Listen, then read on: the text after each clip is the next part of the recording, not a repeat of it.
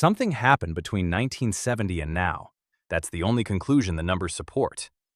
In 1972, Americans filled roughly 5.5 prescriptions per person per year. By 2020, according to data compiled by the IQVIA Institute for Human Data Science, that figure had grown to approximately 19. Today, about 60% of American adults take at least one prescription medication. Antidepressant use alone, tracked by the CDC's National Center for Health Statistics across multiple cohorts, grew nearly 400% between the late 1980s and the mid-2000s. By 2015 to 2018, 13.2% of American adults were taking antidepressants in a given month. That's from NCHS Data Brief number 377. A fair objection. Some of that gap is better diagnosis. In 1980, the American Psychiatric Association published the DSM-3, 265 diagnostic categories, 494 pages, and fundamentally reorganized what counted as a treatable mental health condition. Before that, much of what we'd now call anxiety disorder went unnamed and untreated. Stigma kept people from seeking help. That probably explains part of the increase, but it doesn't close the gap. The rest points somewhere else. This isn't about whether the 1970s were better. The cars were unsafe, inflation was real. Average annual health spending grew at 12% per year through that decade. Violent crime was rising. Americans in 1970 weren't serenely medication-free. Retail pharmacies filled 62.5 million sedative hypnotic prescriptions that year alone, declining to 31.6 million by 1978, as benzos replaced barbiturates. The decade had its own chemical anxieties. But something in the daily architecture of 1970s life, in the physical structure of how time was organized, how communication worked, how the day began and ended, was doing psychological work that we have since dismantled without replacing. Not through any malice or conspiracy, to a series of improvements that each seemed obviously good. A phone that fits in your pocket, news available all night, 1,000 shows available at once, email at home.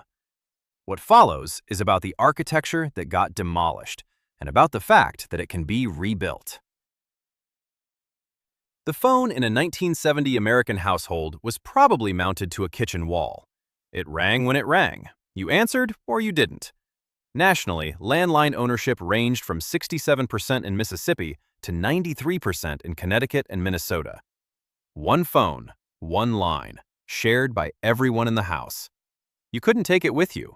The grocery store, the car ride, the afternoon at the park, these were unreachable hours, built into the structure of the day, whether you wanted them or not. Nobody designed this as a mental health intervention. It was just what phones were. Americans now check their phones between 186 and 352 times per day, depending on the study. That's once every few minutes, from waking to sleeping. The phone is the last thing most Americans see before sleep and the first thing they reach for in the morning.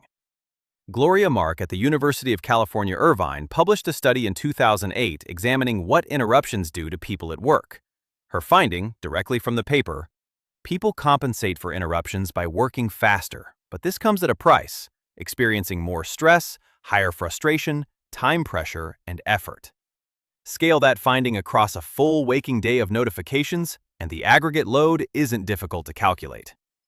But Jan Detmers and colleagues, publishing in the Journal of Occupational and Organizational Psychology, identified something most people don't anticipate: simply being available, reachable even when not actually interrupted, produces what they described as insecurity and anticipatory stress. A separate peer-reviewed study on anticipatory cortisol found the physiological stress response activates between 14 and 20 minutes after the onset of anticipation.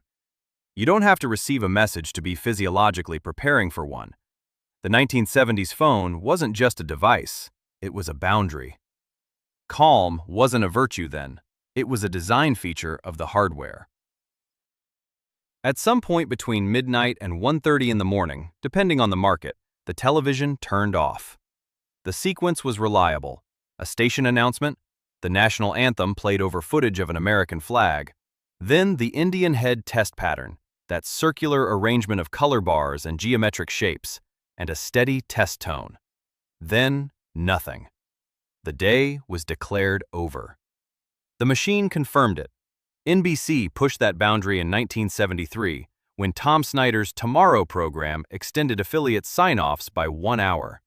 ESPN began 24-hour sports broadcasting in 1979. On June 1, 1980, CNN launched as the world's first 24-hour all-news channel.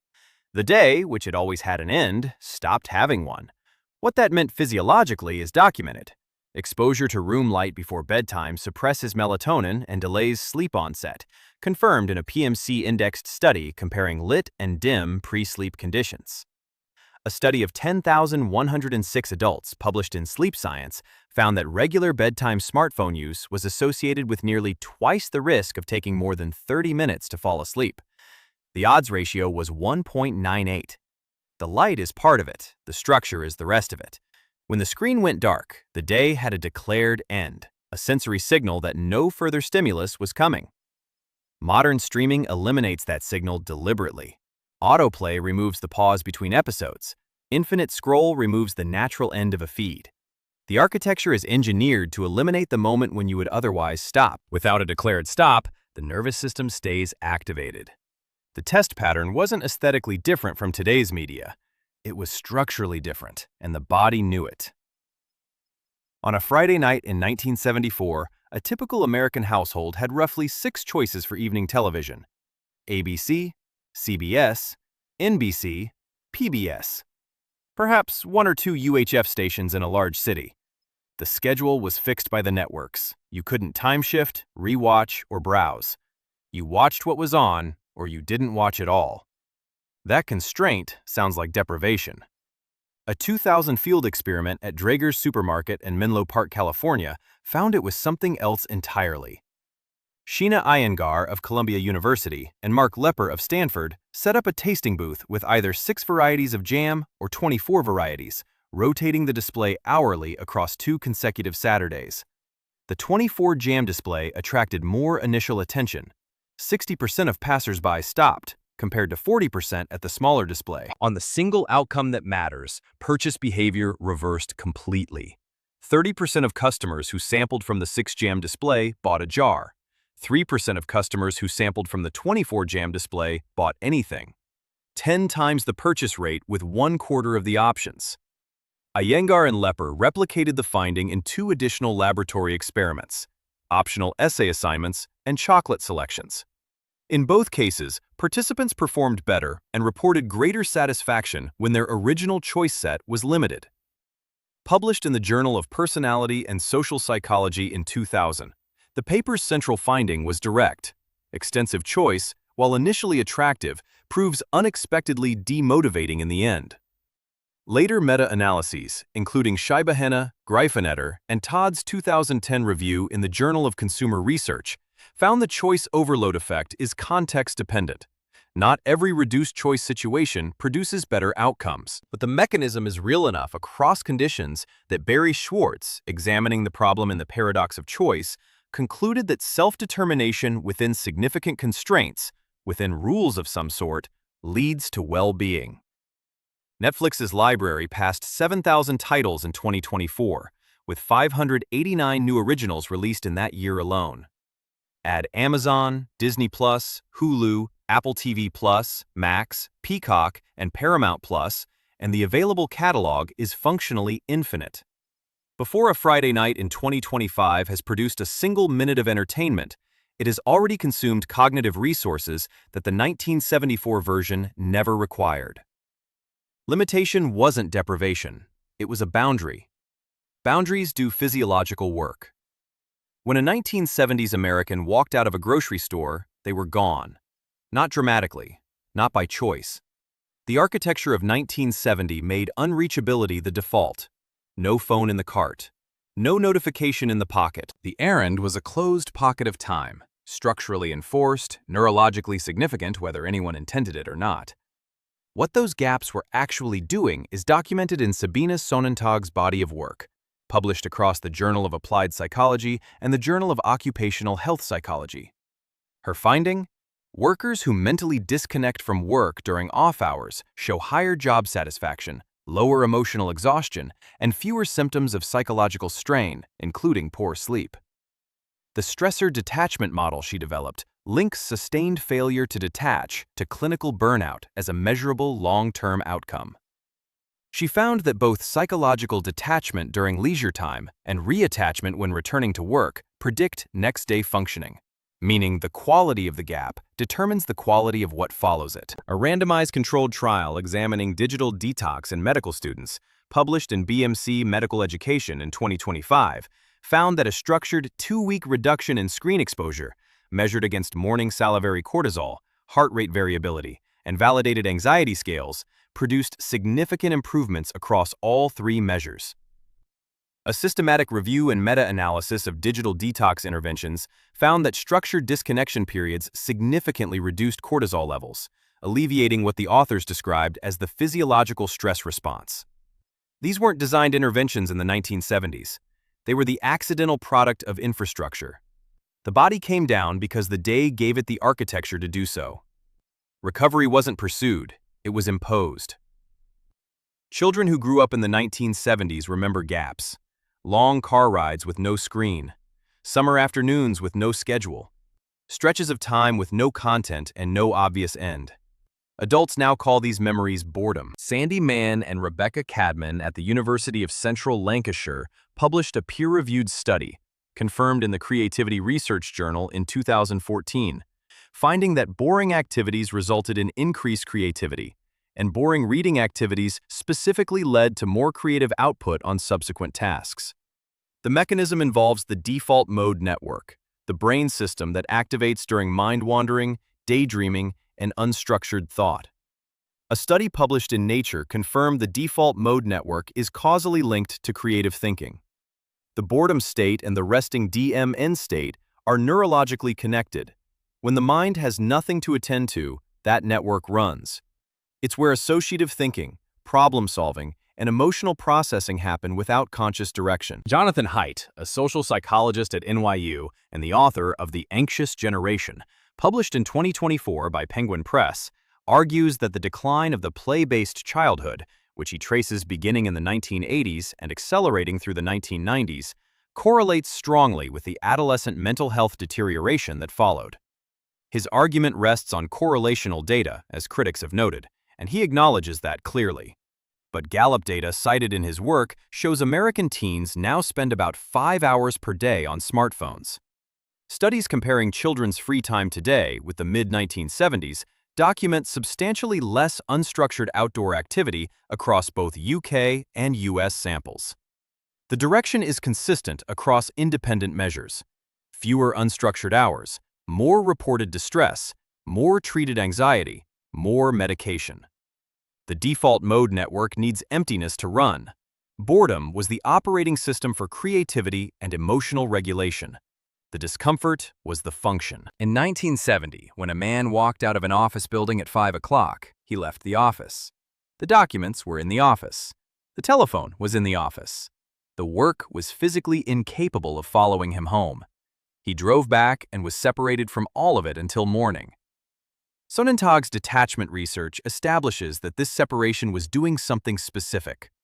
Workers who achieve genuine psychological distance from work during non-work hours arrive at the following day more creative, more engaged, and more capable of handling the next set of demands. The body doesn't only need sleep. It needs the signal that the workday has structurally closed. Email reached widespread adoption in American workplaces in the late 1990s. Before that, after-hours work communication was physically impossible for most office workers. After that, it was merely optional. And research on always-on work culture documents how managers who respond to evening messages implicitly set behavioral norms for everyone reporting to them. One person's optional becomes everyone's expected. Detmers and colleagues confirmed that extended work availability produces measurable anticipatory stress, even on days when nothing is actually demanded. The 5 p.m. departure was a clean state change, happening every working day, 50 weeks a year, over an entire career. The brain processes location, sensory context, and physical environment as mode signals. Leaving the building was information. The nervous system received it and acted on it. That information is largely gone now. We haven't replaced it with anything. 3 times a day, in most American households of the 1970s, life stopped to eat. Not grazing, meals, at roughly fixed times, at a table with the same people. The cultural memory of this is nearly universal for anyone who grew up in that period. The kitchen closed at a certain hour, dinner happened at a certain time, and those structures weren't renegotiated daily. Chrononutrition studies have found that regular eating patterns support balanced cortisol levels and reinforce the body's circadian clock. Irregular meal timing correlates with poorer mental health outcomes in peer-reviewed literature. A study published in Current Biology demonstrated that delayed meals shift circadian timing measurably. A population cohort study published in Psychological Medicine linked breakfast skipping specifically to increased risk of mood disorders in an Australian sample. The purely metabolic finding matters. What mattered equally in the 1970s was structural. Meals anchored the day into distinct sections: morning, midday, evening, each with a transition point, a shared ritual, a moment of collective orientation. 3 fixed events per day carved the formless span of hours into legible segments. Food was an event, not a behavior. The modern food environment runs continuously. Delivery arrives at any hour. Ambient snacking is the norm. The 3 times a day architecture that organized psychological time has dissolved into something closer to continuous consumption, the eating equivalent of infinite scroll. None of this required effort in 1970. That's the central fact. Nobody in 1972 was practicing phone-off windows or deliberately limiting entertainment options. They were living inside an architecture that made those things the default. The structures existed in the hardware, in broadcast schedules that ended around 1 a.m., in office buildings that locked at night, in telephones that couldn't leave the wall, in meal patterns inherited from 3 generations of industrial schedules. The question is whether the architecture can be reconstructed when the hardware is gone. It can, specifically, deliberately, and without leaving modernity to do it. First, a phone-off window in the evening. Clinical trials measuring morning cortisol and heart rate variability have consistently produced measurable physiological benefit from structured disconnection periods. The critical mechanism, per Detmers and colleagues, is removing anticipatory availability, the knowing that you can be reached. Silencing the phone doesn't accomplish that. Turning it off does. Second, a declared end to the viewing day. Pick a time after which no screen runs. Not a discipline, but a scheduled stop, the functional equivalent of the test pattern. Blue light suppresses melatonin and delays sleep onset, confirmed by Harvard Health and multiple PMC-indexed studies. More practically, a declared endpoint eliminates the infinite scroll problem entirely. The night ends when you decide it ends, not when the algorithm decides you've stopped. Third, pre-selected entertainment. Before the evening begins, choose what you're going to watch. One title, decided in advance. This replicates the low decision surface environment of network television. It eliminates the browsing session and the Iyengar documented decision fatigue it deposits at the front of the evening. Fourth, scheduled unreachable periods during the day. Errands, walks, car rides. Treat them as 1970 treated them. The phone stays in the bag. Psychoneuroendocrinology research on anticipatory cortisol found peak levels between 14 and 20 minutes after onset of anticipation. An hour of genuine unreachability, not as mindfulness practice, but as architecture, removes the trigger entirely. Fifth, fixed meal times. Not a dietary intervention, a structural one. Eating at roughly the same 3 times each day, with a visible close to the kitchen in the evening. The circadian benefit is documented.